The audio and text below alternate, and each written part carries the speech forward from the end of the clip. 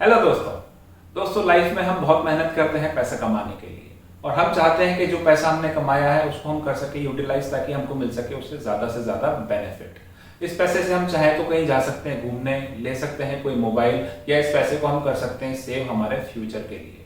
ये जो पैसा हम सेव करते हैं दोस्तों, इसको हमको करना पड़ता है कहीं ना कहीं पे इन्वेस्ट, ताकि हमको उस पर ज्यादा से ज्यादा रिटर्न मिल सके। और ये जो रिटर्न हमको मिलेगा दोस्तों, वही हमारी एक एक्स्ट्रा इनकम होती है जो हमको आगे फ्यूचर में जाके हेल्प करती है। अब ये जो इन्वेस्टमेंट है दोस्तों, मैं सिर्फ और सिर्फ यहाँ मनी पॉइंट ऑफ व्यू से बात नहीं कर रहा, मैं यहाँ बात कर रहा हूँ हेल्थ पॉइंट ऑफ व्यू से। इस पैसे को हमको करना है हमारे खुद के ऊपर भी इन्वेस्ट। तो दोस्तों आज जो हमारा टॉपिक है वो यही है कि ये जो पैसा हमने सेव किया है, इस पैसे से हमको लेना चाहिए कोई इंश्योरेंस, या फिर इस पैसे को हमको कर देना चाहिए पूरा मार्केट में या कहीं और इन्वेस्टमेंट, ताकि हमको उस पर मिल सके ज्यादा से ज्यादा रिटर्न। तो दोस्तों देखते हैं कि हमारे लिए कौन सा ऑप्शन इस पे बेटर है।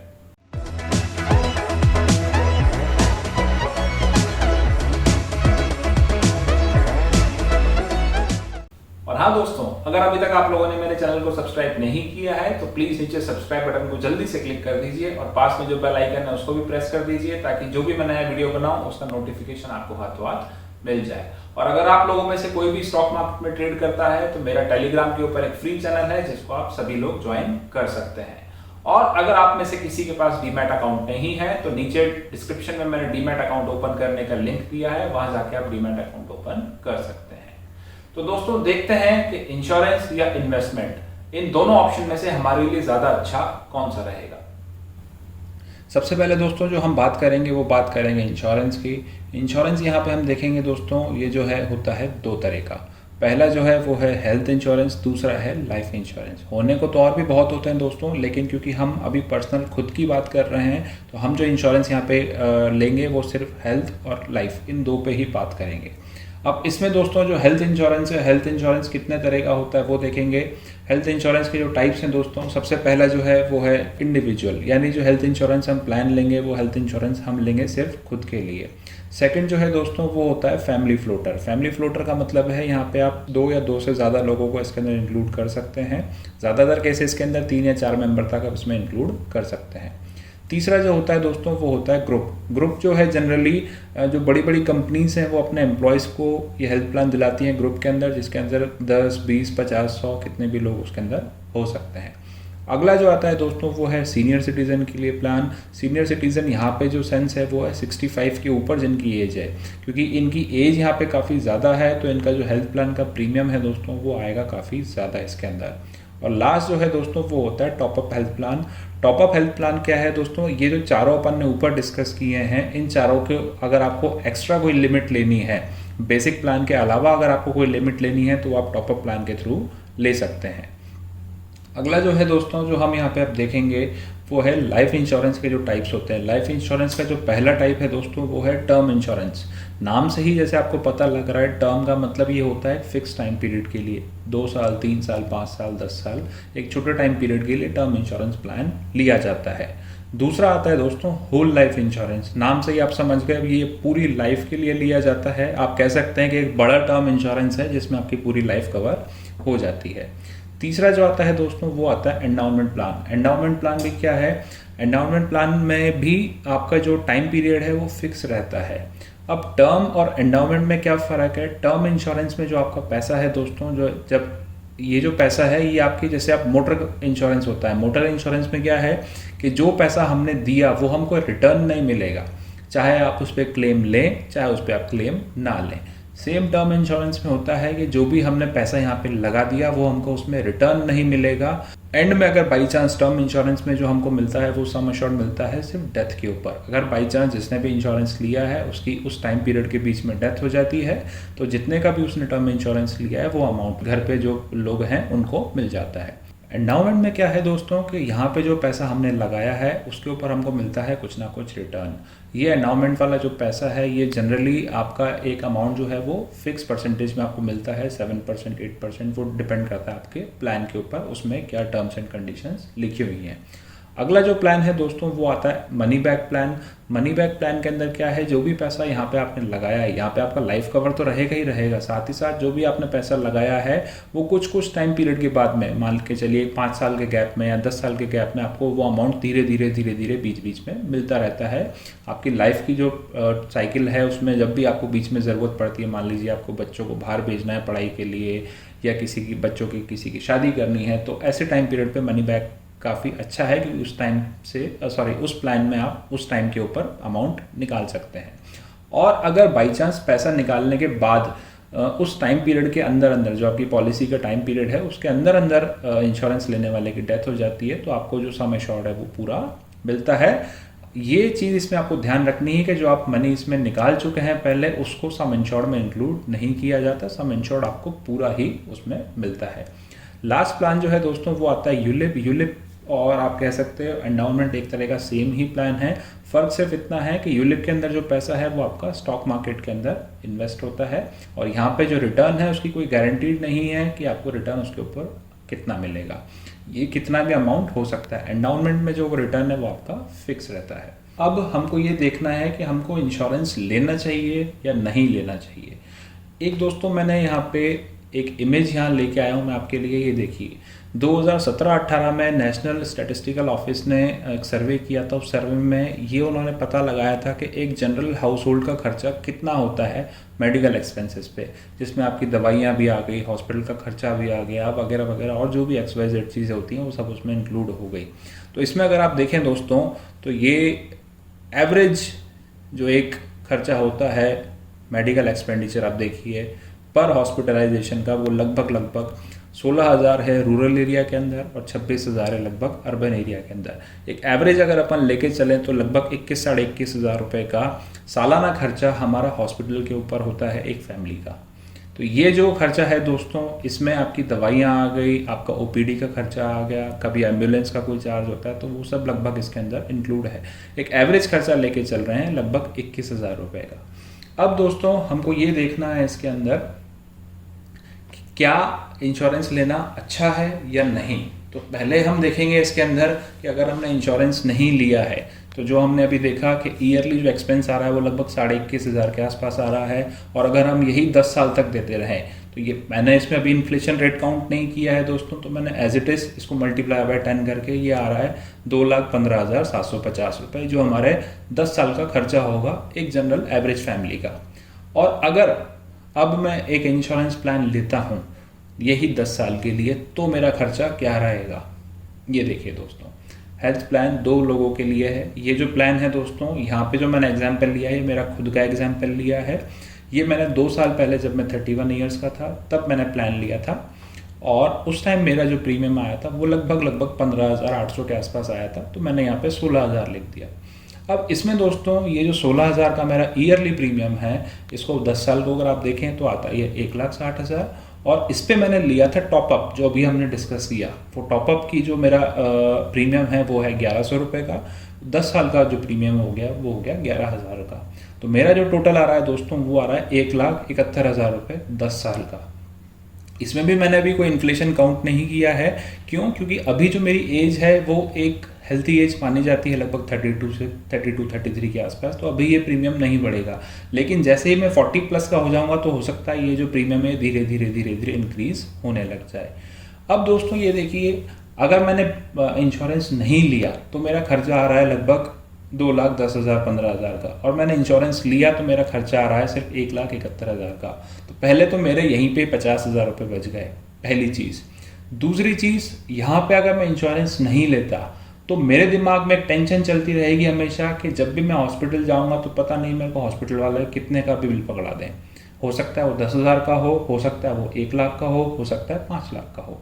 अभी जो कंडीशन चल रही है जहाँ पे सभी लोग परेशान हैं कोविड के मारे, बिलों का कोई पता नहीं है कि हॉस्पिटल वाले आपको कितने का बिल दे दें। तो आज की तारीख में आपके पास में एक हेल्थ प्लान होना बहुत ही अच्छी चीज़ है, ताकि यहाँ पे आपके दिमाग से एक टेंशन निकल जाएगी कि जो मेरा बिल आएगा उसकी मुझे टेंशन लेने की ज़रूरत नहीं है, वहाँ पर इंश्योरेंस कंपनी वाले उसकी टेंशन लेंगे। तो ये चीज़ आज के टाइम पे और फ्यूचर के हिसाब से काफ़ी ज़्यादा अच्छी है कि आपके पास में अगर कोई हेल्थ इंश्योरेंस प्लान है तो। अब जो दोस्तों ये जो खर्चा हम कर रहे हैं हमारे हेल्थ इंश्योरेंस पे, उसमें आप देखिए कि ये खर्चा बटा हुआ कैसे है। इसमें हमारा मोस्टली आप देखिए लगभग 74% जो खर्चा है वो मेडिसिन और प्राइवेट हॉस्पिटल, यानी 42% और 32% का जो ये है, ये हमारा मेडिसिन में और सिर्फ प्राइवेट हॉस्पिटल में ही चला जाता है। बाकी के जो खर्चे हैं वो छोटे मोटे खर्चे हैं। प्राइवेट क्लिनिक पे आपको जाना है कभी दिखाने के लिए, पेशेंट का ट्रांसपोर्ट, लैब के जो आप टेस्ट करवाने हैं वो सब, या गवर्नमेंट हॉस्पिटल में कभी हम गए दिखाने के लिए, वो सब जो खर्चे हैं वो सिर्फ 25-26% के हैं। लेकिन प्राइवेट हॉस्पिटल का जो एक्सपेंस है और हमारी दवाइयों का जो खर्चा है वही हमारी सबसे ज़्यादा जेब काटता है। ये दोनों भी आपके इंश्योरेंस प्लान में इंक्लूड होते हैं, बशर्ते आपने उसको ले रखा हो।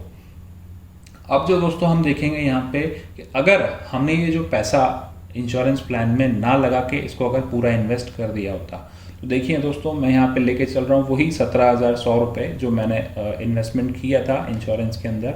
12% में इंटरेस्ट रेट लेके चल रहा हूँ, 10 साल को इसको मैं कैलकुलेट कर रहा हूँ, और इसका जो कंपाउंड है वो ईयरली बेसिस पे कर रहा हूँ। और ये 1425 रुपये है दोस्तों, यही 17,100 रुपये को मैंने 12 से डिवाइड कर दिया ताकि ये मंथली रेट आ जाएगा। तो मंथली अगर मैं 1425 रुपये इसमें जमा करता जा रहा हूँ, और यहाँ पे मैंने दोस्तों इन्फ्लेशन रेट को भी काउंट किया है 8% या इन्फ्लेशन रेट में लेके चल रहा हूँ, ताकि हर साल जो एक रेट इन्फ्लेशन के हिसाब से मैं ज़्यादा और उसमें पैसा डालता जाऊँ।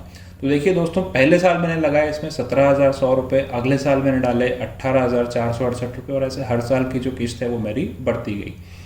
तो एंड में देखिए दोस्तों 10 साल के बाद में मेरे पास जो अमाउंट आया वो आया 4,83,777 रुपये। मान के चलिए 5 लाख रुपये के राउंड फिगर में हम लेके चलते हैं इसको।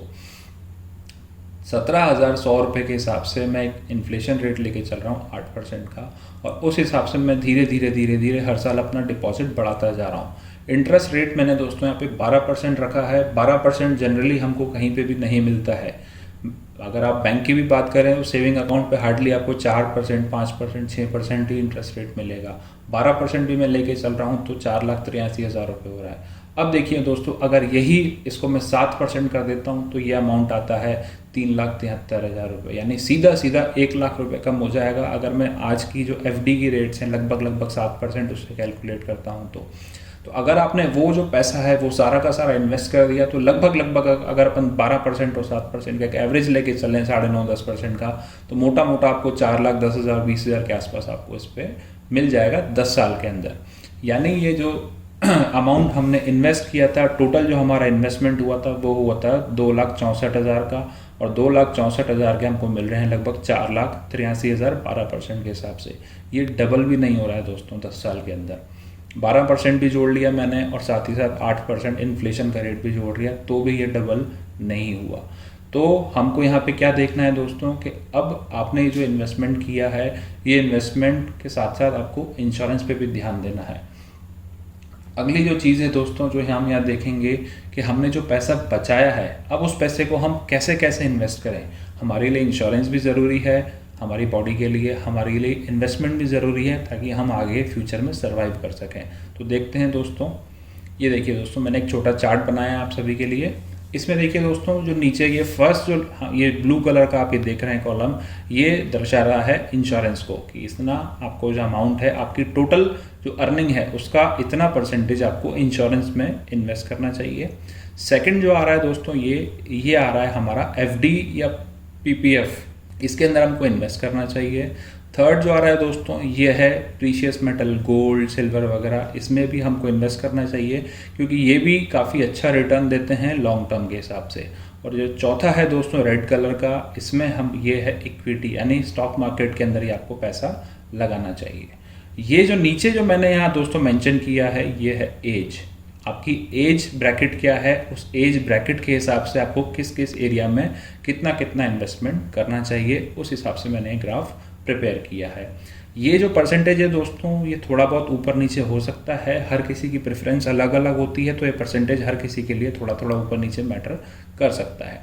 अभी जो मेरा एज ब्रैकेट है दोस्तों वो आता है यही 25 से 35 के बीच में, तो मुझे लगभग 10% जो मेरी टोटल इनकम है साल भर की, उस साल भर की इनकम का 10% मिनिमम मुझे इंश्योरेंस के अंदर लगाना चाहिए।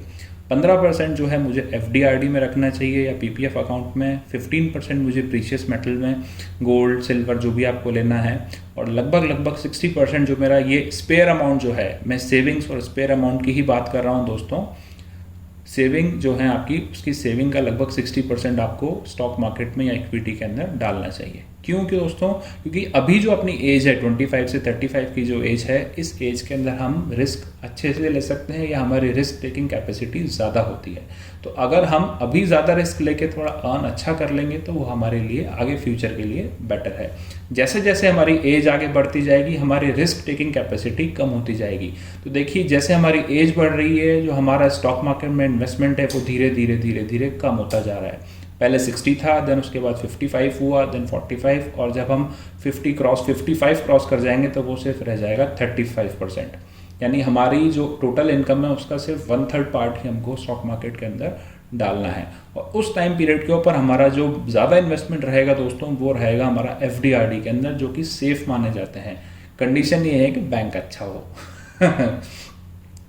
अगली जो चीज़ है दोस्तों, यहाँ पे देखिए, प्रीशियस मेटल में भी हम एज के हिसाब से धीरे धीरे मैंने इन्वेस्टमेंट यहाँ कम किया है।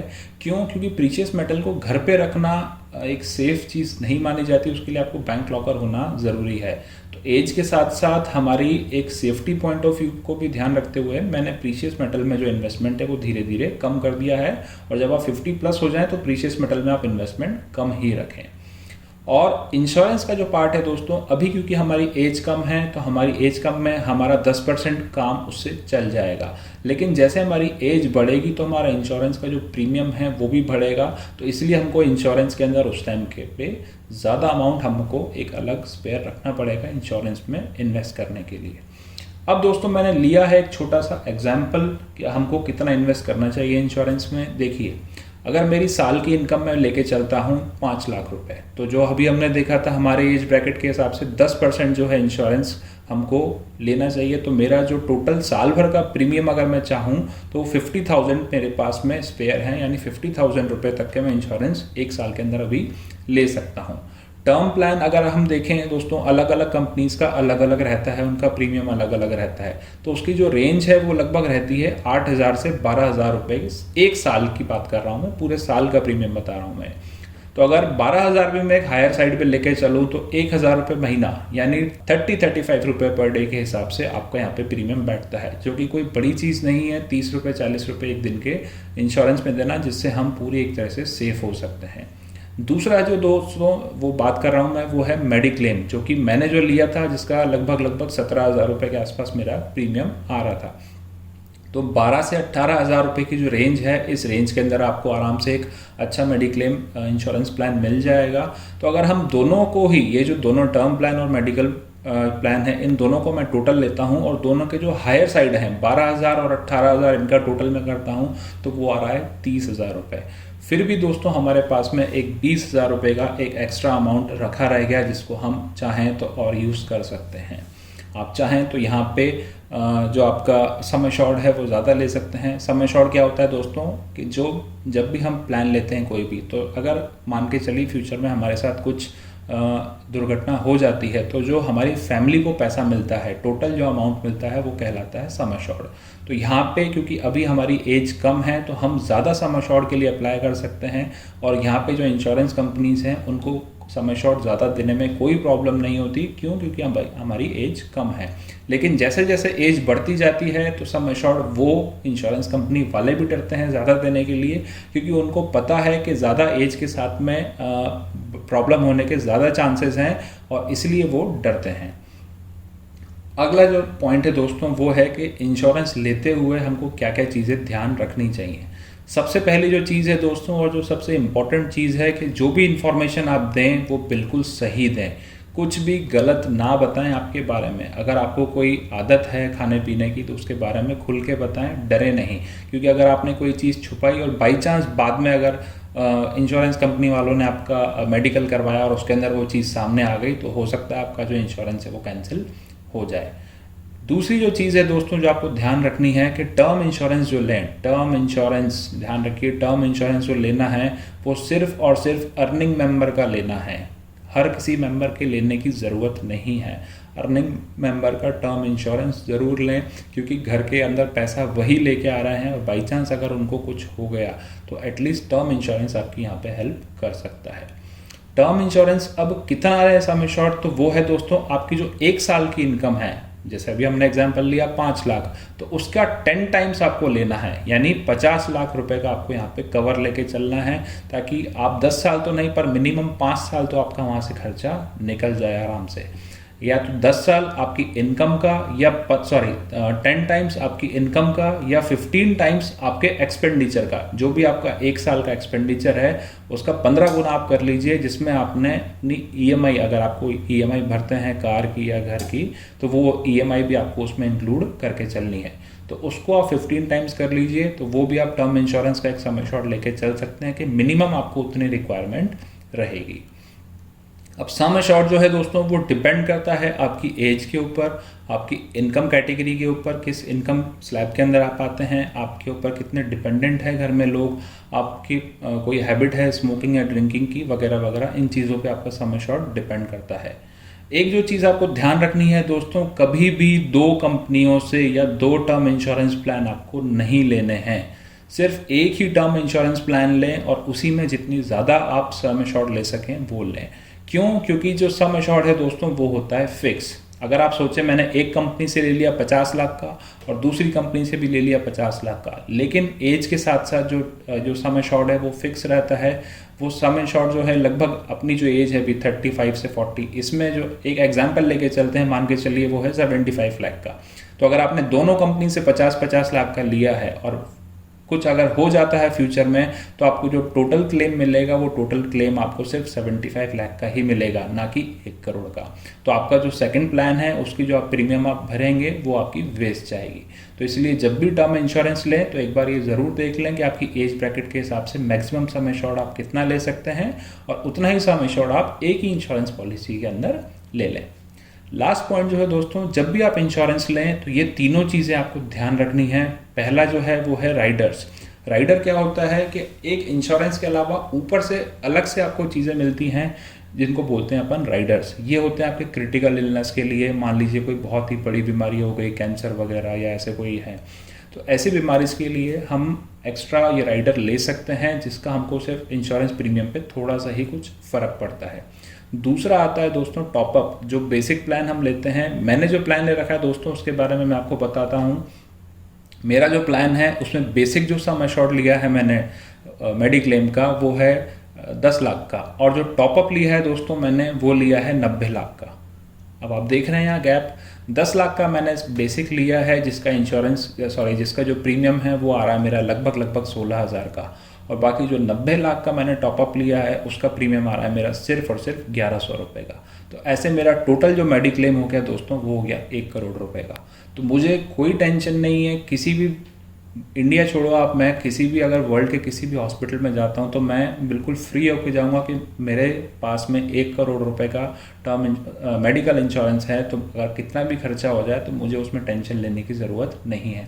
लेकिन जैसे ही मेरी एज बढ़ेगी और अगर मैं उस टाइम अप्लाई करता हूँ, मान के चलिए मैं 45 या 50 एज का हो गया और अगर मैं उस टाइम 1 करोड़ मेडिक्लेम के लिए अप्लाई करूँगा तो शायद मुझे ना मिल पाए।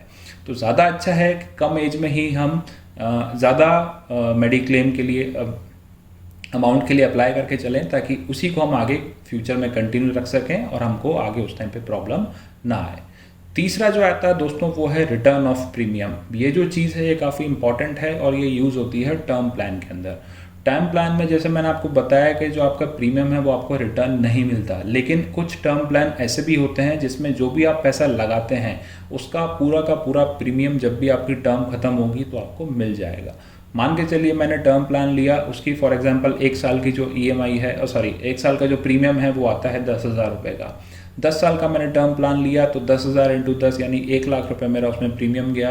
अगर बाई चांस उस 10 साल के पीरियड में मेरी डेथ हो जाती है तो वो जो भी मेरा टर्म प्लान का सम एश्योर्ड था वो मेरी फैमिली को मिल जाएगा। बाई चांस अगर मेरी डेथ नहीं होती और मैं बिल्कुल सेफ रहता हूँ तो 10 साल बाद जो भी मेरा उसमें इन्वेस्टमेंट था 1 लाख रुपए का, वो 1 लाख रुपए मुझे पूरे वापस मिल जाएंगे। तो यहाँ पे रिटर्न ऑफ प्रीमियम का भी ऑप्शन आपको ध्यान रखना है पॉलिसी लेते हुए। अगर आपकी पॉलिसी में इंक्लूड है तो बहुत ही अच्छी चीज़ है। ये जो चीज़ें थी दोस्तों, ये मुझे लगा मैं आप लोगों के साथ में शेयर करूं, क्योंकि आज की तारीख में इंश्योरेंस काफ़ी इम्पॉर्टेंट चीज़ है और इन्वेस्टमेंट भी साथ ही साथ काफ़ी इम्पॉर्टेंट चीज़ है। तो जैसे भी हमने पुरानी स्लाइड में देखा कि हमको हमारी एज के हिसाब से दोनों ही चीज़ों के बारे में पता होना चाहिए और दोनों ही चीज़ों में हमारा इन्वेस्टमेंट होना चाहिए। आई होप दोस्तों ये वीडियो आपको पसंद आया होगा और ऐसे ही इंफॉर्मेटिव वीडियोस के लिए आप जुड़े रहिए मेरे चैनल से। और अगर अभी तक आप लोगों ने मेरे चैनल को सब्सक्राइब नहीं किया है तो प्लीज जाते जाते सब्सक्राइब बटन पर क्लिक जरूर करके जाइएगा। मिलेंगे दोस्तों अगले वीडियो में, तब तक के लिए नमस्कार।